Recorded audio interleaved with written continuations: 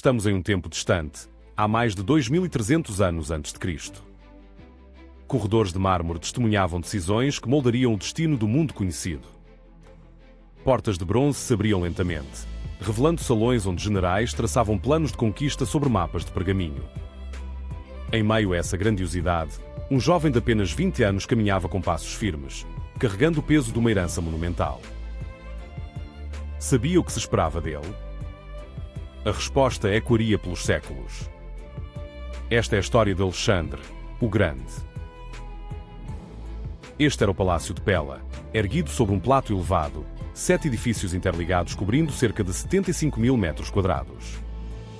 Cada corredor e coluna contava segredos de heróis ancestrais.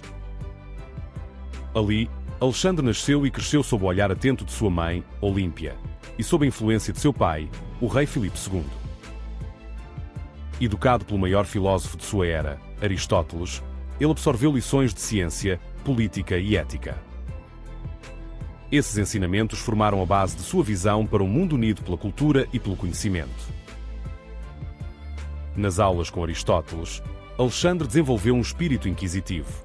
Debatia causas e efeitos, questionava tradições e imaginava novas ordens sociais. Aprendeu a equilibrar coragem com sabedoria, impulsividade com reflexão. Esses princípios o guiariam nos momentos de paz e de guerra. Era o prelúdio de um reinado marcado por ambição e genialidade estratégica. O pai de Alexandre, Filipe II, transformou a Macedônia numa potência militar inovadora. Criou a Falange Macedônia, um exército disciplinado e bem armado, capaz de enfrentar frotas gregas experientes. Sob seu comando, a Macedônia conquistou Tebas, Corinto e Esparta reconheceu sua supremacia. Essas campanhas moldaram a infância de Alexandre. Ele assistia a jogos militares no campo de treino, aprendia sobre táticas de cerco e lia relatos de campanhas épicas enquanto ainda era adolescente. A ambição do pai contagiou o filho, que se preparava para levar essa máquina de guerra além das fronteiras familiares.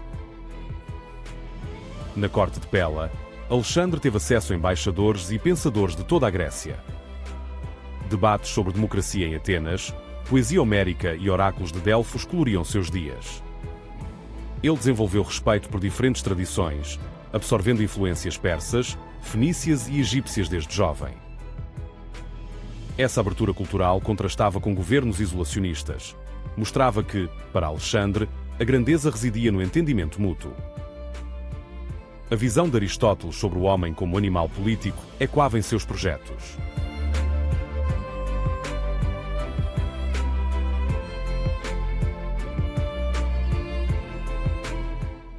Desde criança, Alexandre mostrou coragem extraordinária ao domar Bucéfalo, o cavalo que ninguém conseguia controlar. Essa façanha marcante revelou seu vínculo singular com a cavalaria, elemento fundamental em suas campanhas futuras. A confiança mútua entre homem e animal simbolizava sua liderança. Quem ousasse acompanhá-lo encontraria força e inspiração. Bucéfalo permaneceu ao seu lado em batalhas decisivas, suportando o peso da armadura e das exigências táticas. Esse companheirismo antecipava o compromisso de Alexandre para com seus soldados, sempre liderar pelo exemplo, dividindo riscos e conquistas. No ano de 336 AC, durante uma celebração em Aigai, o rei Filipe II foi brutalmente assassinado por um guarda-costas insatisfeito. O golpe surpreendeu a corte e enfraqueceu momentaneamente o reino. Contudo, em questão de minutos, surgiu uma nova chama de esperança. Diante do exército e da nobreza reunidos, Alexandre, com apenas 20 anos, foi eleito rei da Macedônia. Seu olhar firme e sua voz controlada deixaram claro que o comando agora era seu. O trono estava pronto para um dos maiores líderes que o mundo já conhecera. De Aigai, Alexandre retornou imediatamente a Pella, a joia brilhante da Macedônia. As muralhas da cidade se erguiam com precisão geométrica, mas era o palácio que dominava o horizonte. Construído sobre um plato de 70 metros de altura, o complexo real incluía 7 alas interligadas. Salões de recepção, aposentos privados, tesourarias e armazéns militares. Cada salão era decorado com mosaicos que representavam batalhas épicas e deuses antigos, enquanto colunas de mármore custodiavam passos de reis e generais. Esse labirinto político e simbólico era o palco perfeito para o jovem monarca consolidar seu poder. Logo no início de seu reinado, várias cidades gregas se insurgiram, desafiando sua autoridade. Alexandre agiu com precisão cirúrgica. Marchou contra Tebas, que se rebelou violentamente. Em poucas horas, a antiga cidade foi sitiada e arrasada como aviso a qualquer desleal. Aquela demonstração de força deixou claro: o novo rei não toleraria desaforos. A Macedônia ganhara um líder audacioso e implacável, capaz de combinar estratégia militar com uma determinação férrea. Esse cortejo de poder e disciplina preparava o caminho para algo ainda maior. Com o poder consolidado em Pella, Alexandre voltou seu olhar incansável para o leste. No ano seguinte, conduziu seu exército até as margens do Helesponto. Ali, atravessaram em embarcações improvisadas, entrando no vasto território persa.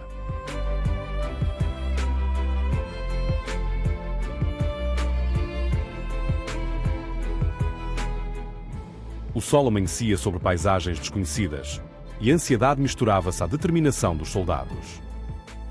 Cada passo significava distância do lar e aproximação ao desafio supremo. A primeira grande prova veio às margens do rio Grânicos. Os persas aguardavam em posição vantajosa, com arqueiros e cavalaria numerosa.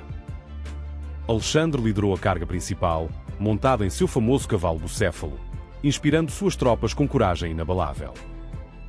A batalha foi feroz e rápida.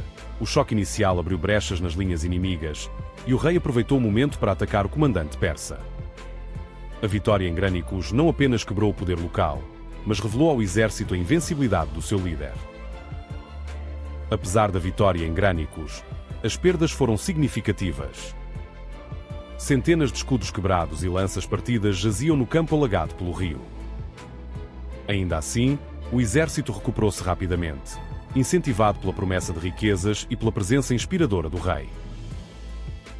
Alexandrinos e aliados perceberam que, ao lutar sob seu comando, participavam de algo maior do que simples pilhagem. Sentiam-se parte de uma história épica sendo escrita a cada avanço. Poucos meses depois, em 333 AC, Alexandre encontrou-se frente a frente com Dário II na planície de Isso. As fortalezas naturais limitavam o campo de batalha, mas o gênio tático macedonio transformou cada obstáculo em vantagem. Dividiu suas forças para desestabilizar o inimigo e, numa investida precisa, atingiu diretamente o próprio rei persa. Dário fugiu, deixando para trás um acampamento repleto de tesouros e familiares do monarca. Aquela vitória ressoou como um trovão por todo o Império Persa e selou o destino de Dário. Após a vitória em Isso, a marcha de Alexandre tornou-se quase lendária. Mensageiros levavam notícias reluzentes às cidades-estado gregas, descrevendo a ousadia do jovem rei. A moral do exército estava elevada. A cada conquista, acrescia-se a crença de que nada poderia deter aquela força imbatível. Os persas, por sua vez, eram vistos como adversários insuperáveis apenas dias antes. Agora, fugiam perante a investida Macedônia, e o mundo parecia inclinar-se diante de uma nova superpotência. Em 331 AC, na planície de Gaugamela, Alexandre enfrentou novamente Dário I em busca da derrota definitiva. O exército persa superava em números macedonios, mas a liderança de Alexandre e sua cavalaria pesada provaram-se decisivas. Ele explorou brechas com rapidez surpreendente e centrou seu ataque no flanco inimigo.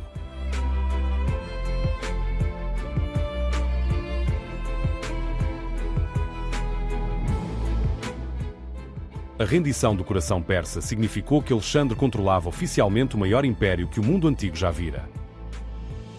Em Gaugamela, o triunfo foi coroado pela captura de enormes tesouros persas. Carruagens recheadas de ouro e prata cruzaram os campi, e oficiais macedonios distribuíram recompensas generosas.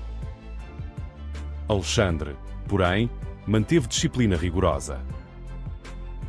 Proibiu saques indiscriminados e ordenou que obras públicas fossem erguidas com o espólio recolhido.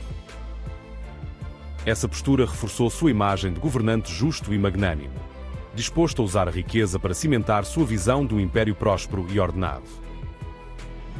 Logo depois dessa vitória, uma nova fronteira se descortina diante de seus soldados. O Egito, acostumado a reis estrangeiros, recebeu Alexandre como libertador. Sem encontrar resistência, ele foi saudado como um deus vivo.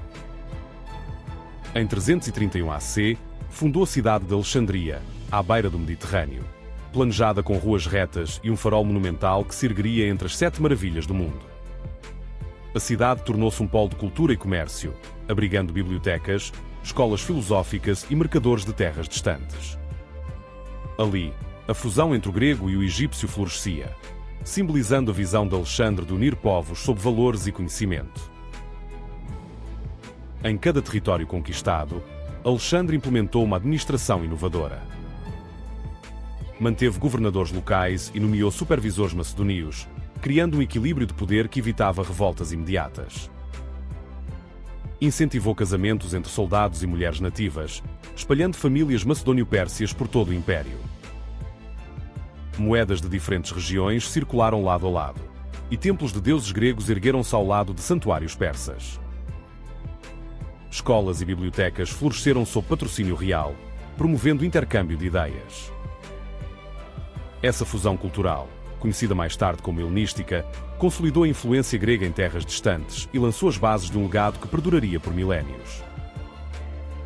Alexandre não foi apenas um conquistador, foi um construtor de pontes entre civilizações.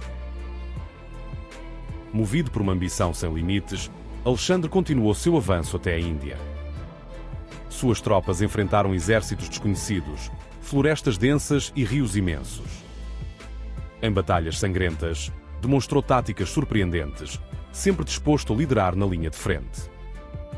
Contudo, após anos de campanhas ininterruptas, o cansaço tomou conta dos soldados.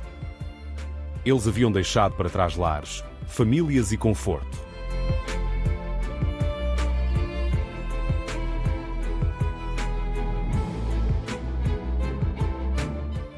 Pela primeira vez, Alexandre viu seu império atingir um ponto em que a ambição encontrava o limite da resistência humana.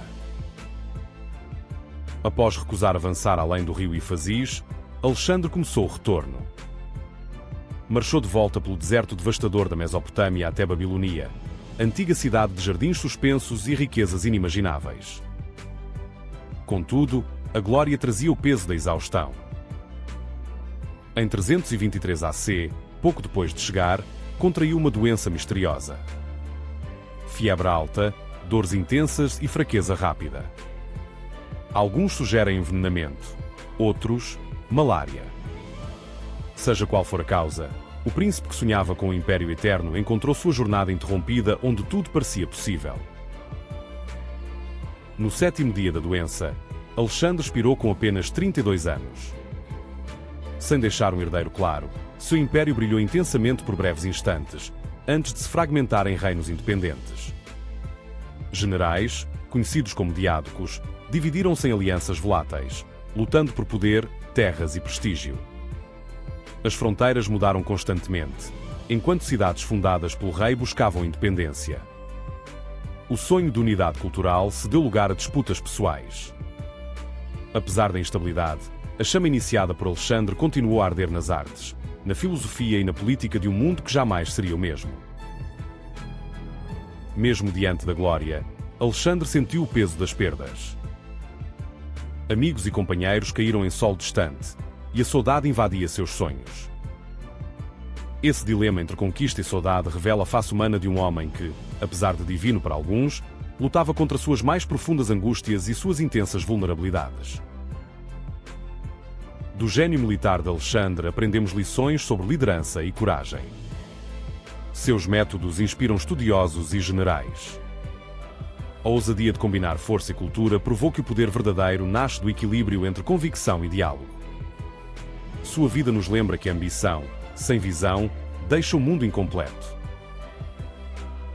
Se gostou desta jornada pela vida de Alexandre, inscreva-se no canal, deixe seu like e ative o sininho para não perder próximas jornadas. Mais uma vez, criando uma comunidade global antes mesmo da esperança de reconquistar o trono.